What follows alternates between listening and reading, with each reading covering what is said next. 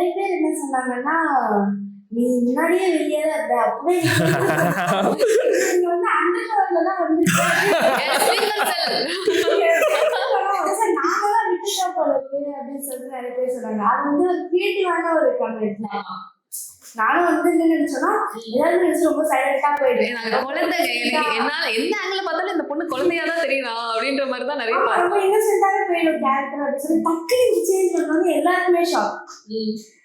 ரொம்ப இன்னசென்ட்டா சிரிச்சுட்டே தான் இருப்பேன் நினைச்சேன். டக்குனு இவர் வேற வந்து பயந்துட்டாரா, பயந்து ஓடிலாம் போயிட்டாரு. எல்லாரும் வந்து பாவம் அந்த பயனை வந்து நடத்திட்டேன், திருப்பியும் வந்து பழைய ஷெல்லாம் வந்துட்டேன், ஷெல்லாம் அப்படின்னு சொல்லி.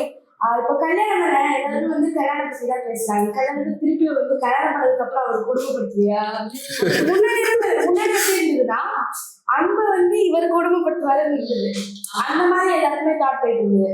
இப்ப வந்து அன்பு இவரை குடும்பப்படுத்துறாரு. ஆமா, அப்படியே ரிவர்ஸ்ல போயிடுச்சு. அதான் இப்ப எல்லாருமே வந்து கேக்குறதுல இன்னும் நீங்க எப்படி இன்னும் அரைகட்டா வந்து திருப்பி பழைய அன்பா எப்படி மாத்தா நல்லா இருக்கும். அது சார் தான் உங்களுக்கு தோணல சரி இந்த மாதிரி நம்ம பண்ணா நல்லா இருக்கும். இதெல்லாம் இப்ப அவங்க சொன்னாங்களே சேலஞ்சிங்கா, எந்த மாதிரி ஆக்ட் பண்றது உங்களுக்கு நல்லா இருக்கும்? இன்னும் கொஞ்சம் அரகண்டா இல்ல சாஃப்டா அன்பா, அன்போட அன்பா இல்ல அரகண்டா அன்பா?